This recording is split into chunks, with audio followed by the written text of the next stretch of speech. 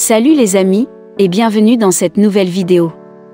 Et pour les nouveaux sur cette chaîne, abonnez-vous, si vous adorez les histoires incroyables, touchantes, insolites et magiques du monde.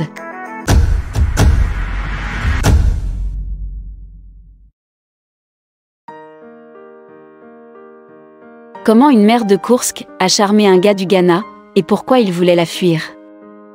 L'histoire de ce couple ne ressemble même pas à un conte de fées, mais plutôt à un roman d'aventure avec des éléments de comédie. Contrairement à la croyance populaire selon laquelle personne n'a besoin d'une femme avec 3 enfants, Olga Grebennikova, mère de 3 enfants, n'a pas perdu espoir de trouver son bonheur et elle a rencontré son propre prince. Certes, loin de tout se passer bien avec lui, Olga devait d'abord épouser son ami, puis essayer de comprendre ce qui avait poussé son mari bien-aimé à fuir vers un autre pays, et même sur les documents d'autres personnes.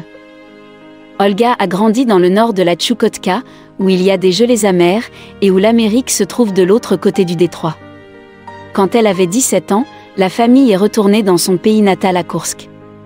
Il semble qu'à partir de ce moment la jeune fille ait eu des problèmes. Elle ne pouvait pas s'habituer à la nouvelle ville, cela lui semblait étranger et hostile. Auparavant, avant même de déménager en Tchoukotka, la famille vivait dans l'un des villages de Koursk, où même les portes des maisons n'étaient pas verrouillées et où tous les voisins s'entraidaient. Dans la ville, cependant, les choses étaient différentes. Olga n'avait ni ami, ni petite amie ici, alors elle a pris son premier amour de jeunesse comme bouée de sauvetage et s'est mariée très rapidement, sans même imaginer à quel cauchemar sa vie de famille allait bientôt se transformer. En tant qu'étudiante à l'Académie agricole de Koursk, après la naissance d'un enfant, la jeune fille s'est rendue compte qu'elle ne pourrait pas combiner ses études et ses travaux ménagers. Et le mari, qui semblait presque parfait avant le mariage, s'est soudain montré loin d'être le meilleur chef de famille. Il ne s'est pas privé de plaisir, à passer tout son temps avec des amis, à beaucoup boire et à lever la main sur Olga. Elle s'est efforcée d'être une bonne épouse, a pris soin de son mari et de ses enfants, a choyé ses proches avec des plats délicieux, a lavé, nettoyé, travaillé. Mais en réponse de son mari, au lieu de gratitude, elle a entendu des insultes. À cette époque, 3 enfants grandissaient dans la famille, et la mariée était sûre et certaine qu'elle n'irait nulle part avec une telle dot.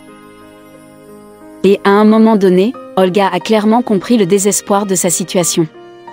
Mais elle n'était définitivement pas prête à s'enterrer vivante, alors elle a demandé le divorce, décidant finalement de se débarrasser des coups constants et de l'humiliation.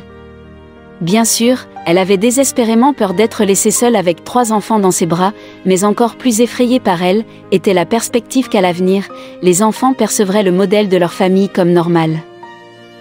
Olga n'a jamais regretté sa décision de divorcer de son mari et elle n'allait pas se suicider. Elle ne considérait pas tous les hommes également mauvais, et croyait que quelque part il y avait son âme sœur, il suffisait de la trouver. Olga a commencé sa recherche à partir du site de rencontre le plus ordinaire. Certes, elle n'espérait guère charmer un homme qui aurait 8 ans de moins qu'elle, et qui plus, est différent de sa propre couleur de peau. Mathias est né et a grandi dans le Chotekiman au Ghana, et est venu en Russie pour économiser de l'argent. Son ami, qui vivait à Koursk, a parlé plus d'une fois à Mathias des perspectives qui s'ouvraient en Russie. Eh bien, le gars du Ghana avait aussi un rêve, trouver une femme, une vraie beauté russe à la peau blanche et aux cheveux blonds. Et il l'a trouvée sur un site de rencontre en la personne d'Olga. La fille est allée à un premier rendez-vous avec Mathias en compagnie de ses amis, c'était très effrayant d'aller seule à la première réunion. On ne peut pas dire qu'Olga est tombée amoureuse au premier regard, même si, quoi cacher, elle a ressenti une certaine sympathie. Au début, il était difficile de communiquer, car Mathias ne parlait presque pas russe. Mais il savait exactement comment gagner le cœur d'une fille. Le jour de l'anniversaire d'Olga, il l'a invitée à rendre visite à ses amis, dressant une table chic et préparant des fleurs pour chacun. Il a pu organiser de vraies vacances pour Olga, ce qui lui a valu toutes les faveurs. Bien sûr, Olga, qui a commencé à sortir avec un Africain, n'a pas été facile au début. Elle a plus d'une fois été condamnée par des connaissances et des étrangers, et son ex-mari est devenu si furieux qu'il a voulu la priver de ses droits parentaux. Heureusement, le tribunal a expliqué pourquoi la relation d'une femme avec un homme d'une race différente ne peut servir de base pour priver une mère du droit d'élever ses propres enfants. Surtout si la femme est légalement mariée. Surtout, Olga a été bouleversée par l'attitude envers la situation de sa mère, qui n'a pas parlé à sa fille pendant 6 mois après avoir appris qu'elle sortait avec un homme noir. Certes, elle dit maintenant que la petite fille Esta lui ressemble et que Mathias est devenu le gendre préféré de sa belle-mère. Olga était déjà heureuse aux côtés de Mathias, mais après les démarches de son premier mari, elle a décidé de se protéger et de devenir rapidement une épouse légale. Cependant, Mathias n'a pas pu épouser Olga à ce moment-là, en raison de problèmes de documents et d'un visa de fin. Un ami de Mathias, qui vivait à Koursk, s'est porté volontaire pour aider les amoureux. Olga a conclu un mariage fictif avec lui, ils ont joué un mariage, cependant, le rôle du marié a été joué par Mathias, mais selon les documents, son ami, également du Ghana, était son mari. Personne n'a remarqué le faux. Seulement quelques années plus tard, ils ont réussi à se marier pour de vrai, leur mariage a eu lieu dans la patrie de son mari au Ghana. Les proches de son mari ont très bien accepté Olga, car en Afrique, il est généralement prestigieux d'avoir une femme à la peau claire. Personne n'était gêné par le fait qu'elle avait 7 ans de plus que son mari et qu'elle avait 3 enfants. Certes, la citoyenneté russe de la fille ghanéenne était quelque peu alarmante. Comme le dit Olga elle-même, la politique de Barack Obama, l'idole de presque tous les Africains, a affecté.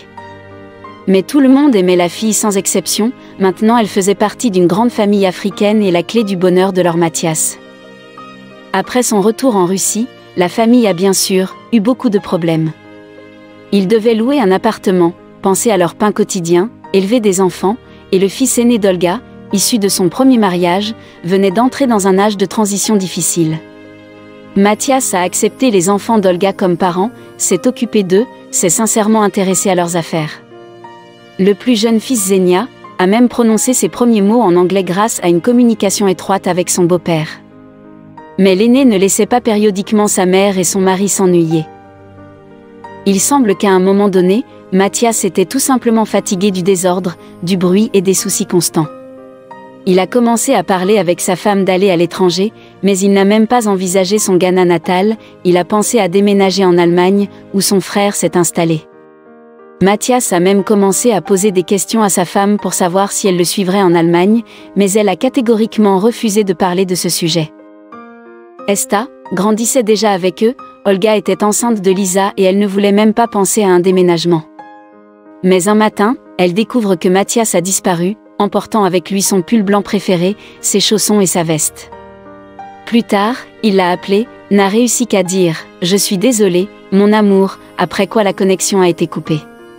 Et un peu plus tard, un appel complètement différent a retenti, cette fois d'un officier interrogateur qui lui a demandé si elle connaissait une personne par son nom. Olga ne connaissait pas le nom.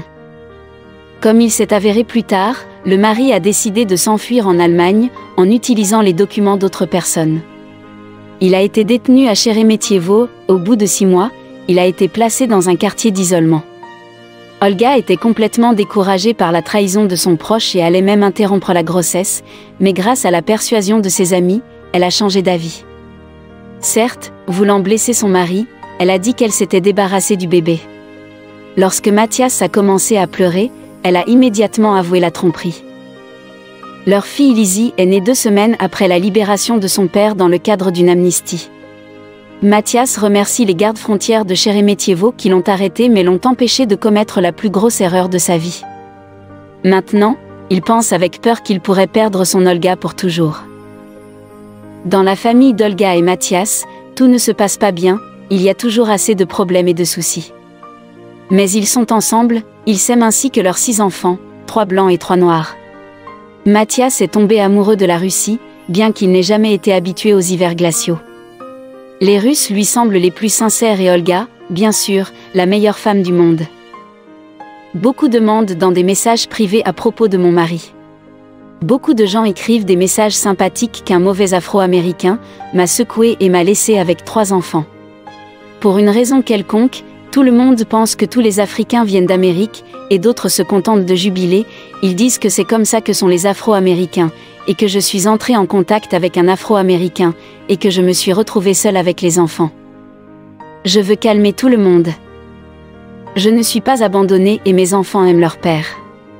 Tout n'est pas toujours sucré et chocolaté chez nous, comme dans d'autres familles, mais la famille est en place.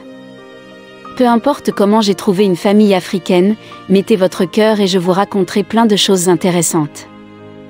Je ne poste pratiquement pas mon mari sur les réseaux, et beaucoup écrivent et demandent si nous sommes divorcés. Avait déclaré Olga. Si vous étiez à la place de la femme, auriez-vous pardonné Mathias? Penseriez-vous être de nouveau en sécurité avec Mathias? Répondez en commentaire, et si vous avez aimé l'histoire, laissez un pouce bleu à la vidéo.